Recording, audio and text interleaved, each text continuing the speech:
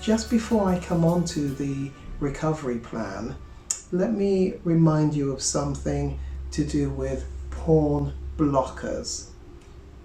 Porn blockers are programs that I'm going to want you to put in place on your various gadgets. The gadgets that belong to you and the gadgets that you have access to. But of course, there might be a problem in being able to put a blocker on them, particularly if they belong to somebody else. Porn blockers are not really blockers as such. The way I view a porn blocker is, at best, it is a delay. It buys you time. And if it can buy you time and get you through another day, then that's another day of sobriety achieved. So what are the porn blockers? Well, an example of a porn blocker is Covenant Eyes. Have a look at, clearly it's the internet. Some of you may not have easy recourse to the internet and you may have to do it with a partner. But Covenant Eyes is one. Net Nanny is another one. Also, Triple X Church. That's an interesting contradiction, isn't it? 3 X's and the word church. And also another one called X Watch. There's a free one on the internet called K9. I always say, well, you get what you pay for.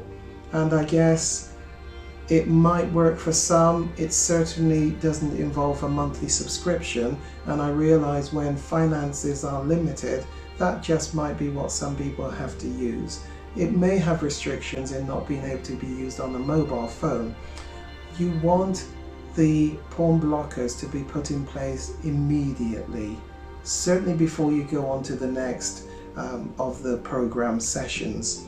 You'd want that put in place. Alongside the porn blocker, you will need to identify somebody called an accountability partner.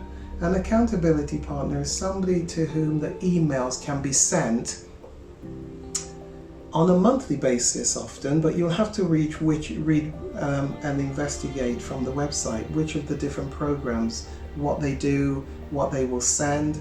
But a number of the programs will send an email to an identified person whose email you will have provided, an accountability partner, and they will see the type of browsing searches that you have been doing.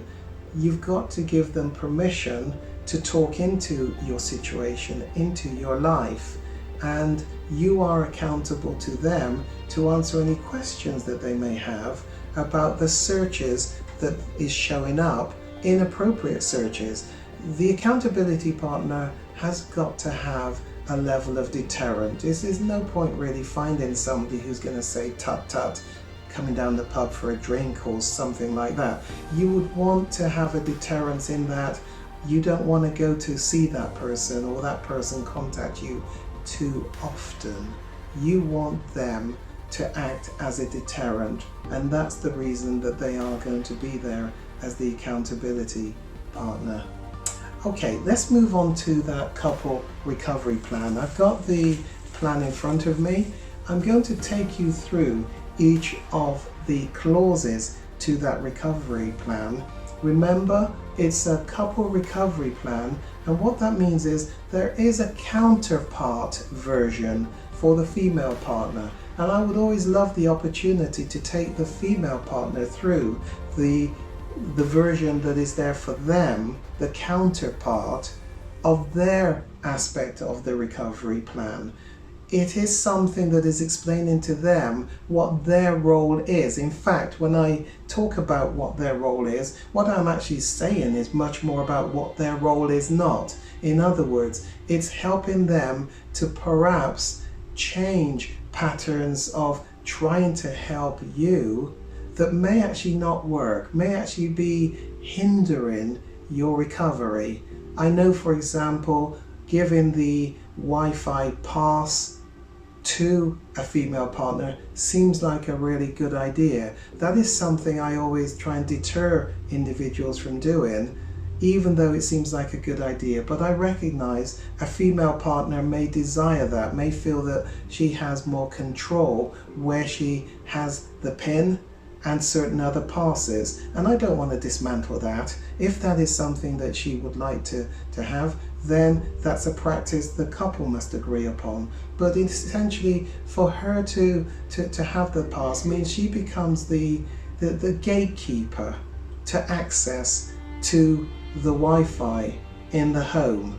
It doesn't really work, because if you are determined to view images, you're going to find a way to do it, and it really isn't going to be restricted, particularly for very long, by the fact that your female partner has the pass.